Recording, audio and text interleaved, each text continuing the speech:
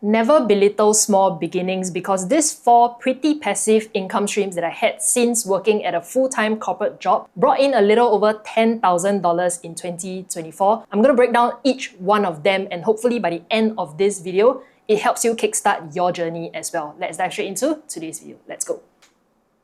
Starting with the simplest to begin with, it's interest income from a high-yield bank savings account and money market fund. Just in this category alone, last year it brought in a total of $3,452.52, and on a monthly average, it was $285.46. A bank savings account is probably the easiest to begin with because all you need to do is just spend an hour or so researching which is the best one in the market right now, fund your savings in there, and go on with your daily life. I think right now, it's UOB One and OCBC 360 that offers the best return on your savings as long as you fulfill the salary crediting requirement or saving and spending with the bank. So UOB One offers 4% per annum interest on up to $150,000 deposit when you credit in your salary and spend $500 on an eligible credit card. But if spending on a credit card is hard for you, then consider OCBC 360, where they offer an effective 4% per annum interest on $100,000 when you credit in your salary and save $500 with the bank monthly. So these are the 2 savings accounts that you can look further into if you are not already on them. But if you take the opportunity to just understand what is a money market fund, it unlocks the possibility of you earning a higher return on your cash savings. So what exactly is a money market fund? Specific to the ones in Singapore, it's a fund that invests in low-risk, short-term debt instruments like MAS bills, corporate bonds, and some even fixed deposits with banks. Most comprises of instruments that the general public cannot invest into directly. Taking the popular Fullerton SGD Cash Fund for an example, if you take a look at the product highlight sheet under product suitability, it's suitable for you if you're looking for a cash fund that provides returns comparable to that of the Singapore dollar bank savings deposit rates. But with a platform like Moomoo Singapore offering a top-up program for new users, you'll be receiving up to 6.8% per annum returns instead. In 2024, I participated in this, and from April to June, just in that 3 months, I received a total of $411.28. This new user sign-up promotion is still ongoing right now, but it's going to end in 3 days' time on 27th of February 2025. So if you're still new to Moomoo Singapore, or you've created an account before but have not funded your account with any amount of money, get up to 6.8% per annum returns in the first 30 days for deposit up to $50,000 with Moomoo Cash Plus, and the SGD Fullerton Cash Fund is in there as well. You can simply subscribe to the fund with any amount above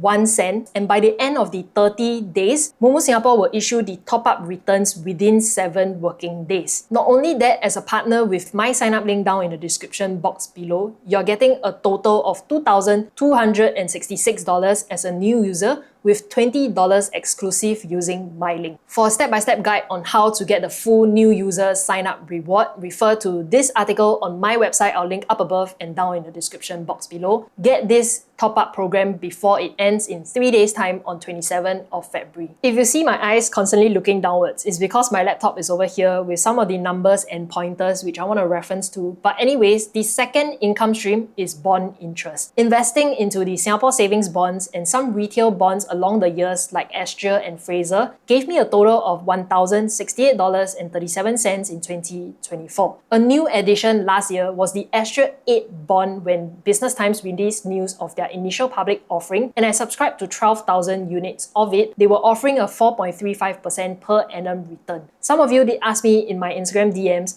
how do I keep up with such news? Or when do I know a company will issue out bonds? You can follow our Singapore Straits Times newspaper or Business Times and blogs like Dollars and Cents. One advantage I have is that my dad sometimes talks to me about this kind of things, which I thoroughly enjoy, and that's how I keep up with this kind of news. But anyway, all of the bonds that I have, I'll be holding out until maturity because it plays an important role in my entire investment strategy. It helps me to diversify my entire portfolio and spread out my risks. Astrea and Fraser bonds are now trading in the open market. You can buy it through platforms like Moomoo Singapore as well. But before I personally would consider buying a bond in the open market, I'll ask myself 3 questions. Number 1, what is the current price that I'm purchasing at right now? Number 2, the net return if I hold it out until maturity, which would mean that I need to do some calculations. And number 3, do I understand the risk that comes along with it? Because at the end of the day, buying a retail bond, there are risks involved. It's not the same as parking your money in a bank savings account or the same as buying a Singapore savings bond. It is different. Retail bonds carry more risk and you must understand that before buying. Just for an example, when it comes to calculating the numbers, how I would do it, the current price of Astra 8 in the open market is at 1.051. You have to buy it in increments of 1,000 units. So let's say I bought 1,000 units that cost me $1,051. The call date will be 4.5 years later, which will mean that I will collect 9 more interest coupon that they are issuing, and the total returns I'll receive is 195.75. I wouldn't know what will the call price be at that point of time, whether will it even be called back, but assuming they are redeeming it at $1, which was the initial public offering price, the net returns that I would have received, I have to take the total coupons collected, minus away that $51 extra, and that net return is $144.75. And if you calculate that in percentage, the annualized coupon rate is at 3.2167%. So these are the calculations that you have to do to determine for yourself whether is it worth investing into and how would investing in this play a part in your entire portfolio. On the other hand, Singapore Savings Bond is a great risk-free asset to include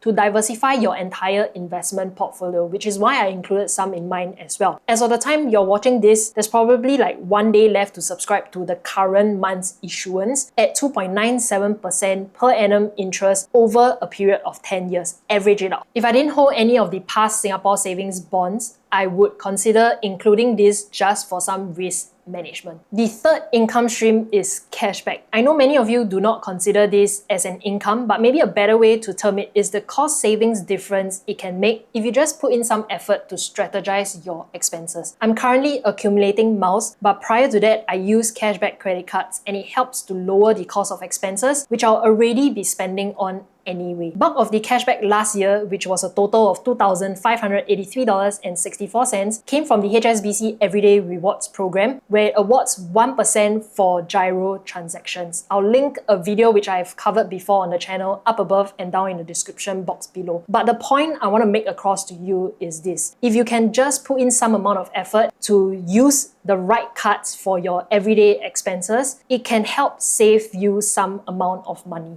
I can't recommend what cards to use because I don't know your scenario. You can just list out according to the categories like food and drinks, public transportation, shopping, etc. and go onto YouTube or some blogs, read up on what specific cards there are available for you to spend on and earn some amount of cashback. Last but not the least is dividend income. I invested into some bank stocks and REITs, and all in all in 2024, it brought in a total of $3,135.37. In this video that I released last week or a few weeks ago, I actually covered and broke down in detail what stocks I invested into, the forecasted dividends for 2025 as well. If you want to watch that, you can watch it after this video. But anyway, if you're looking to create a passive income stream, dividends can be an option to consider as well. It's going to be a little harder to set up because you do have to research and understand individual stocks or a fund. Build it along the years. As your capital grows, your dividends that you receive will grow along with it as well. So this is my 4 pretty passive income streams that brought in a total of $10,212.90. As always, if you have any questions, leave it down in the comments section below. Let me know what is one income stream that you have already or you're looking to start, and I'll catch you guys in my next video. Have a great week ahead. Bye bye.